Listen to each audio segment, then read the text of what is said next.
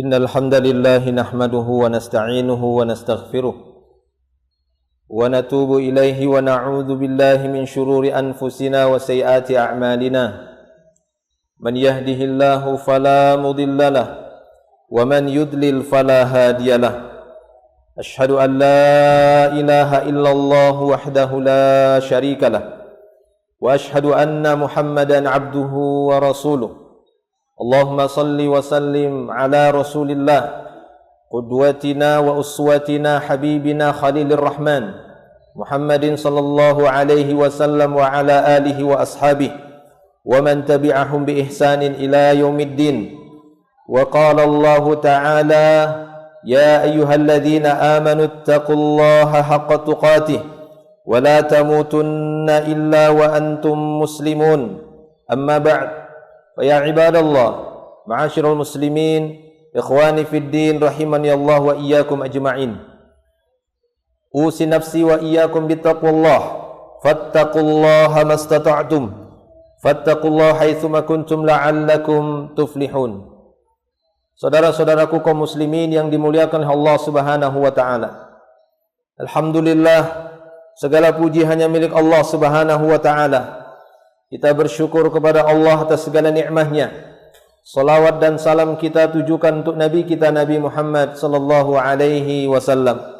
Saya memberikan wasiat untuk diri saya pribadi dan untuk jamaah semuanya agar senantiasa kita menjaga nilai-nilai ketakwaan kita kepada Allah Subhanahu wa taala kapanpun dan dimanapun, agar kita bertemu dengan Allah Subhanahu wa taala dalam keadaan bertakwa. Kaum muslimin yang dimuliakan Allah Subhanahu wa taala, sungguh Allah Subhanahu wa taala telah mengutus rasulnya Nabi Muhammad sallallahu alaihi wasallam untuk menjelaskan kepada manusia agama yang telah diturunkan oleh Allah Subhanahu wa taala, yakni dinul haq, dinul Islam, agar Nabi sallallahu alaihi wasallam memperlihatkan dan menampakkan kepada manusia di atas agama-agama yang lainnya yang dianut oleh manusia. Allah Subhanahu wa taala berfirman, "Walladzi arsala rasulahu bil huda wa dinil haqq liyudhhirahu 'alad dini kullih." Kata Allah Subhanahu wa taala, dialah Allah yang telah mengutus rasulnya di antaranya Nabi Muhammad sallallahu alaihi wasallam dengan membawa huda, dengan membawa petunjuk, membawa hidayah dari Allah Subhanahu wa taala, dan membawa dinul haqq, membawa agama yang benar, agama Islam, agama yang di dalamnya bersumber dari Al-Quran dan hadis-hadis Rasulullah sallallahu alaihi wasallam. Apa tujuannya? Liyudhhirahu 'ala ad-dini kulli.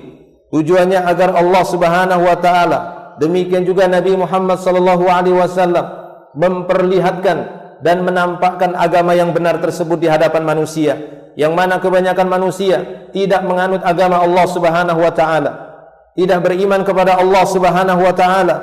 Mereka beriman kepada selain Allah, mereka menyekutukan Allah Subhanahu wa taala, menyembah selain Allah. Maka Nabi Muhammad sallallahu alaihi wasallam diperintahkan oleh Allah Subhanahu wa taala untuk menampakkan agama Allah Subhanahu wa taala. Demikian juga kita.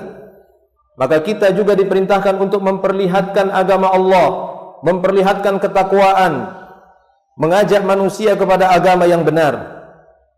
Dan di antara tanda-tanda kebenaran dinul Islam, Allah Subhanahu wa taala menurunkan Al-Qur'an. Al-Qur'an kitabullah yang Allah Subhanahu wa taala turunkan kepada nabinya Nabi Muhammad sallallahu alaihi wasallam, yang di dalamnya Allah Subhanahu wa taala penuhi dengan keberkahan. Maka siapa saja yang mempelajari Al-Qur'an, maka sungguh dia akan mendapatkan keberkahan demi keberkahan. Maka bertabarruklah dengan Al-Qur'an. Bertabarruk dengan Al-Quran bukan hanya semata-mata mengusap-ngusap Al-Quran, mencium Al-Quran. Ini hanya sebagian dari adab-adab terhadap Al-Quran. Bukan hanya sebatas menyimpannya di lemari-lemari kita, di tempat-tempat yang bersih, yang mulia. Ini hanya sebagian dari adab kita terhadap Al-Quran.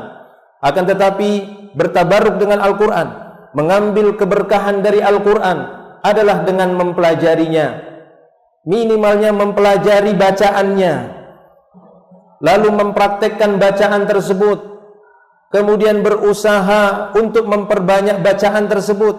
Karena orang-orang yang memperbanyak bacaan Al-Quran dengan bacaan yang benar dan baik, maka mereka akan mendapatkan pahala dari setiap huruf, dari huruf-huruf Al-Quran yang dia baca, jika dia membacanya dengan baik. Dan Nabi SAW tidak mengatakan bahwasanya satu huruf itu dengan alif lam mim, akan tetapi alifnya itu satu huruf mendapat satu pahala kebaikan hasanah, yang mana satu hasanah itu dilipat gandakan sampai 10 kali lipat. Sebagaimana sabda Nabi SAW sangat masyhur. Nabi SAW bersabda, "Man qara'a harfan min kitabillah falahu bihi hasanatun." Siapa saja yang membaca satu huruf dari kitabullah Al-Quran, maka bagi dia dicatat telah melakukan satu hasanah, satu kebaikan. Wal hasanatu bi asyri amsalihha, dan satu kebaikan itu dilipat gandakan sampai 10 kebaikan. Inilah dia keberkahan, inilah dia tabarruk bil Quran, bertabarruk dengan Al-Quran. Dan kata Nabi kita sallallahu alaihi wasallam, "Wala aqulu alif lam mim harfun." Aku tidak katakan alif lam mim itu satu huruf, akan tetapi alifun harfun, wa lamun harfun, wa mimun harfun. Tapi alifnya itu satu pahala, lamnya itu satu huruf satu pahala, mimnya itu satu huruf satu pahala. Maka betapa banyak pahala yang akan diraih bagi orang-orang yang mempelajari Al-Quran, mempraktekkan cara bacanya yang benar dan memperbanyak bacaannya. Lalu kalau dia mampu, berusahalah untuk menghafalnya, terutama menghafal surat-surat yang wajib untuk dihafalkan. Karena di dalam Al-Quran ada 114 surat yang diturunkan oleh Allah Subhanahu wa Ta'ala, dan ada satu surat yang wajib setiap muslim dan muslimah untuk menghafalkannya dengan benar, karena mereka wajib untuk membacakannya dalam sehari 17 kali di dalam rakaat-rakaat salat mereka yang wajib bagi muslim muslimat dan merupakan salah satu rukun dari rukun Islam, yaitu mengerjakan salat 5 waktu sehari semalam yang jumlahnya ada 17 rakaat. Pada setiap rakaat wajib membaca satu kali surat Al-Fatihah tersebut. Maka surat Al-Fatihah adalah surat yang wajib bagi setiap muslim dan muslimah untuk membacanya, menghafalnya dengan bacaan yang benar, karena dia berkaitan dengan keabsahan solat itu sendiri. Setiap hari muslim dan muslimah solat, sekiranya Al-Fatihahnya itu salah, maka bagaimana dia nanti berhadapan dengan Allah Subhanahu wa Ta'ala membawa pahala solatnya tersebut? Apakah dia tidak khawatir solatnya itu ditolak oleh Allah Subhanahu wa Ta'ala? Karena itu rukun, sebagaimana yang dijelaskan oleh para ulama kita. Maka dari itu para jemaah milik Allah Subhanahu wa Ta'ala, inilah dia bertabarruk dengan Al-Quran. Ambillah keberkahan demi keberkahan yang Allah Ta'ala turunkan di dalam Al-Quran. Allah Subhanahu wa Ta'ala berfirman dalam surat Shad, "Kitabun anzalnahu ilaika mubarakun." Kitab yang kami turunkan kepadamu yang Muhammad, ini kitab yang diberkahi, kata Allah Subhanahu wa Ta'ala. Kitab yang diberkahi, maka ambillah keberkahan dari Al-Quran tersebut. Pelajarilah Al-Quran, bacalah dia, praktekkan bacanya. Bahkan kalau bisa hafalkan dan ajarkan, karena kita akan tergolong orang-orang yang terbaik dari manusia yang diciptakan oleh Allah Subhanahu wa Ta'ala. Sebagaimana sabda Rasulullah sallallahu alaihi wasallam, "Khairukum man ta'allama al-Qur'an wa 'allamahu." Sebaik-baik kalian adalah orang-orang yang mau mempelajari Al-Qur'an, lalu setelah itu dia berusaha mengajarkan, mempelajarinya, mempelajari bacaannya, mempelajari maknanya. Dan untuk mendapatkan makna Al-Quran, kita harus mempelajari bahasanya, yaitu bahasa Arab. Dan untuk memahaminya, kita berusaha mentadaburinya dengan memahami tafsirnya. Oleh karena itu, Syekh Ibnu Utsaimin ketika beliau menjelaskan firman Allah Subhanahu wa Ta'ala, "Kitabun anzalnahu ilaika mubarakun liyadabbaru ayatihi." Kata beliau, tadabburul ayat yusilu ila fahmil ma'na. Berusaha untuk mentadaburi ayat-ayat Al-Quran, ini akan mengantarkan kepada pemahaman makna Al-Quran. Ketika seorang mampu memahami makna Al-Quran dengan benar, maka disitulah dia bisa tadzakkur. At-tadzakkur, kata beliau, yatadzakkaru ulul albab, agar orang-orang yang punya pikiran bisa mengambil pelajaran. Kata beliau, at-tadzakkur huwal amal bihadzal Quran, berusaha untuk mengamalkan Quran ini. Maka inilah dia yang dikatakan bertabarruk dengan Al-Quran, berusaha untuk mentadabburinya. Dan proses tadabbur itu seperti yang kita sebutkan, mempelajari bacaannya, mempraktekkan bacaannya, memperbanyak bacaannya yang benar, menghafalkannya, mengajarkannya, mempelajari bahasa Al-Quran, bahasa Arab. Ini proses untuk tadabbur, untuk faham makna. Ketika dia mampu memahaminya, maka dia akan mudah dan tepat di dalam mengamalkan Al-Quran. Tidak sebagaimana sebagian orang yang mereka berusaha mengamalkannya tanpa tadabbur, tanpa mempelajarinya, maka yang ada hanyalah kerusakan. Seharusnya Al-Quran itu menjadi hidayah, seharusnya Al-Quran itu menjadi penyelamat bagi dia di dunia dan di akhirat, akan tapi menjadi sebab kesesatan baginya di dunia dan menjadi kecelakaan baginya di akhirat. Fa na'udzubillah.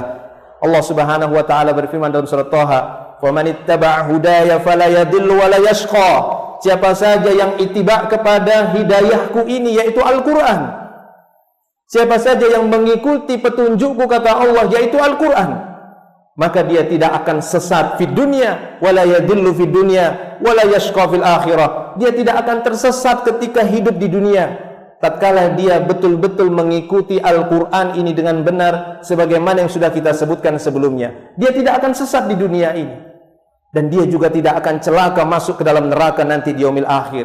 Kita bisa bayangkan ketika ada orang-orang membeli barang-barang elektronik misalnya, atau yang semisal itu, maka pasti bersamanya itu ada buku petunjuk. Maka siapa saja yang mengikuti buku petunjuk itu, dia akan mampu menggunakan alat tersebut, dia akan mendapatkan manfaatnya. Tapi ketika ada orang yang sok pintar, berlagak pintar, dia tidak mengikuti buku petunjuk tersebut dan tidak ada ilmu tentang alat tersebut, dia hanya sekadar memencet tombol ini, mencet tombol itu, maka alat tersebut bukan bermanfaat, bahkan bisa memudaratkan dia, bisa terbakar, bisa meledak, dan bisa membahayakan dia. Begitulah dalam kehidupan sehari-hari saja kita butuh buku petunjuk untuk menggunakan sesuatu, dari yang membuatnya dan yang membuat agama ini, yang menciptakan manusia, yang menurunkan agama Allah Subhanahu wa taala. Maka ikuti petunjuk dari Allah, fala yadillu fid dunya. Maka seorang yang mengikuti petunjuk Allah, mengikuti Al-Quran, bertabarruk dengan Al-Quran, dia tidak akan sesat di dunia dan dia tidak akan celaka di yaumil akhir. Allah akan menyelamatkan dia masuk ke dalam surga. Aqulu qauli hadza astaghfirullah li wa lakum wa li jami'il muslimin wal muslimat wa sairihim innahu huwal ghafurur rahim. Fa'tabiru ya ulil albab.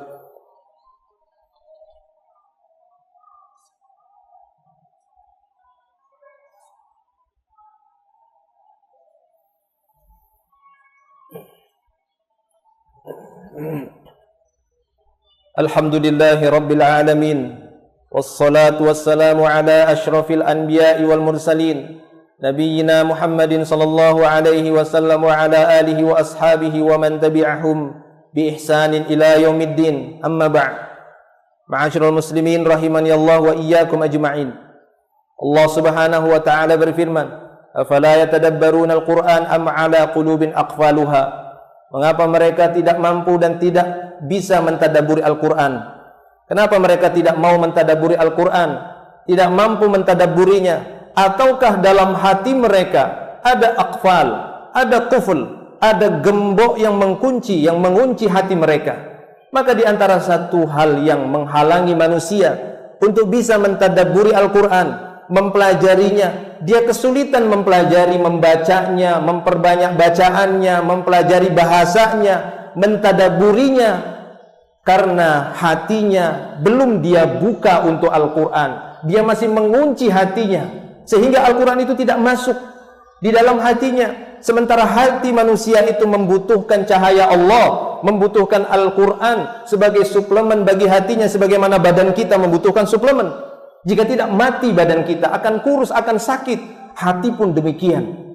Jika dia tidak mendapatkan cahaya dari Allah Subhanahu wa taala, hidayah dari Allah berupa Al-Quran, karena dia mengunci hatinya. Dan kata para ulama, di antara sebab terkuncinya hati adalah karena sebab kekufuran, kemaksiatan demi kemaksiatan, yang itu menghalangi Al-Quran masuk ke dalam hatinya, dan dia pun sulit untuk mempelajari Al-Quran, untuk membaca Al-Quran, untuk mempelajari bahasa Quran, dan untuk mentadabburinya. Maka bukalah hati kita, bersihkan dari kekufuran dan pengingkaran, bersihkan dari segala macam yang bisa merusak hati, dari kemaksiatan demi kemaksiatan. Bukalah hati kita sehingga Allah Subhanahu wa taala memberikan hidayah Al-Qur'an di dalam hati kita, kita pun mencintainya dan mampu mentadabburi Al-Qur'an sebagaimana yang diperintahkan oleh Allah Subhanahu wa taala. Allahumma salli ala Muhammad wa ala ali Muhammad kama sallaita ala Ibrahim wa ala ali Ibrahim innaka Hamidun Majid. Allahumma barik ala Muhammad wa ala ali Muhammad kama barakta ala Ibrahim wa ala ali Ibrahim innaka Hamidun Majid. Allahumma ighfir lana wa lil muslimina wal muslimat wal mu'minina wal mu'minat al ahya'i minhum wal amwat innaka antal ghafurur rahim. Rabbana zalamna anfusana wa illam taghfir lana wa tarhamna lanakunanna minal khasirin. Rabbana la tuzigh qulubana ba'da idh hadaitana wa hab lana min ladunka rahmah innaka antal wahhab. Ya muqallibal qulub tsabbit qulubana ala dinika wa ta'atik.